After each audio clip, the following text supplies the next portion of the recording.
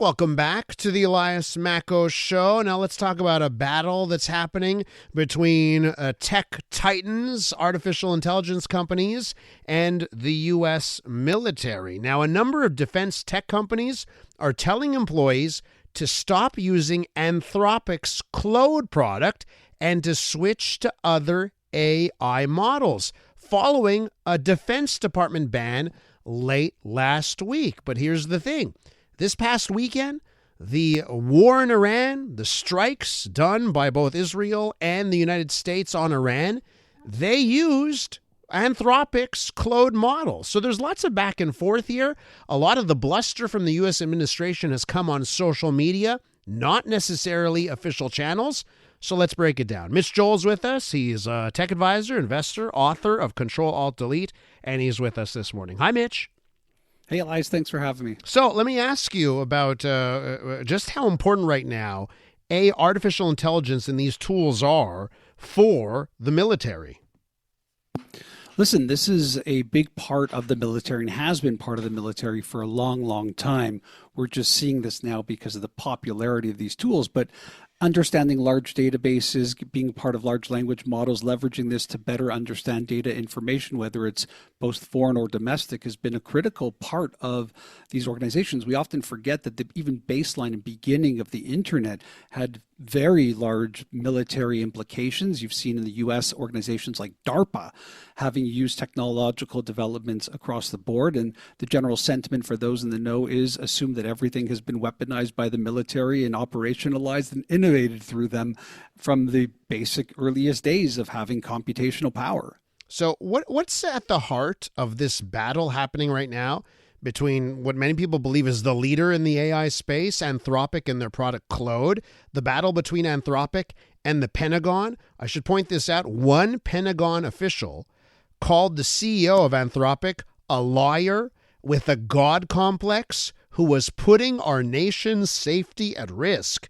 This sounds to be pretty serious, Mitch. Yeah, it's big stuff. And right now, when they're looking at contracts, the two big things that I think these frontier model developers are starting to understand is that what we're seeing is a technology that is evolving very, very quickly and can be used in very different and more nefarious ways. And so what you saw is Anthropic and also OpenAI, which I'm sure we will get to, essentially looking at these contracts and saying two major things right now. One is this is not ready for showtime in terms of purely autonomous weaponry. So imagine, again, no human in the loop and just using the AI and trusting the AI to do some type of military action, which is very, very scary. And then secondarily is just mass surveillance in terms of overall population. In this case, obviously, it's for the US. And so Anthropic came out and said, those are the two things. And the pushback from the military was, you as a supplier are not in a state to tell us what is legal or illegal. We as the government will decide how and when we will use this technology. And now you have what I call my 3 Ps of power colliding all at once. You know, the first power being the actual energy and the electricity we need, the second power being elections and politics, and the third power being the economics and business. And so if you're on that bottom run of the economics, it's one place to be, but a lot of these tech companies, through the development of these data centers, are now moving up that food chain to have the actual energy and access. They're also able to obviously lobby these types of governments and have tremendous power there. And so what we are seeing, to me, is a very visible argument around who actually does have the power. So I find this fascinating because if I were to say, Mitch, like two groups of people that if I look at our text line and just what people in general, that groups that people despise, I would say U.S. Trump administration. Overall, our listeners despise the Trump administration. And then maybe in close second place is tech bros and Silicon Valley tech CEOs. And seemingly here, those are the two that are fighting over who should, at the end of the day, control this technology.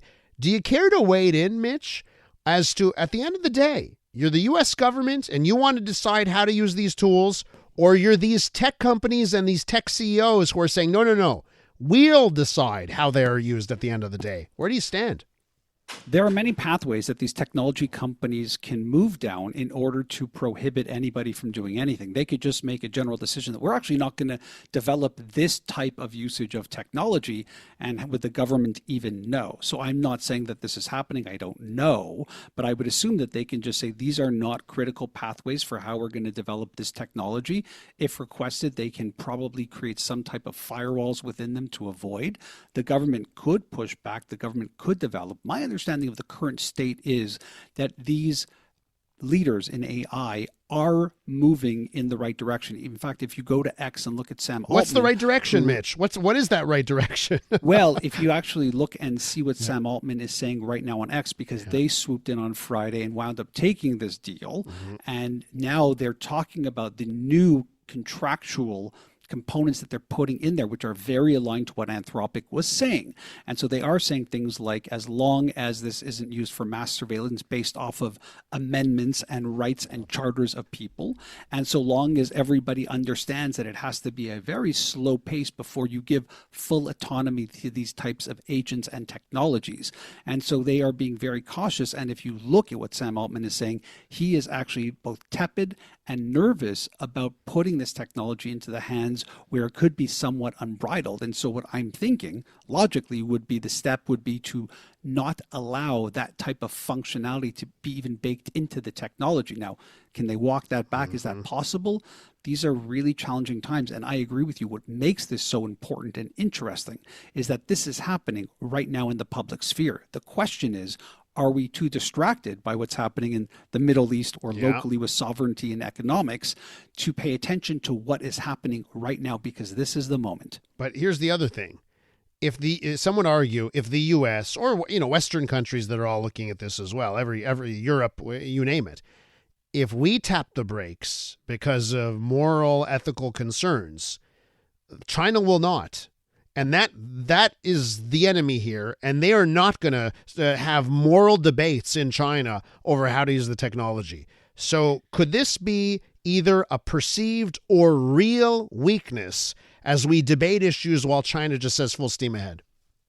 Potentially, but the end goal serves no one. If you have autonomous technology killing people, if you have mass surveillance happening, which as we know is already happening in China, what are the benefits to our society? And I think the greater question we have to ask ourselves here in North America is, what type of culture and life do we want to have under this type of technology? Because it is very quick to move from George Orwell's 1984 to being in a place where it looks exactly like China if it isn't happening in terms of that surveillance at this level already. I mean, we didn't even talk about the fact that companies can better understand so many things by their employees and their usage of generative AI that's going to make mouse jiggling and having your computer not shift to and away when you're on a Microsoft Teams meeting look like kindergarten play. Yeah. And I wonder if we're just pussyfooting, pardon the terminology here, around, I think we're just worried that we're going to end up with weapons where it's an AI that's controlling the targeting of humans.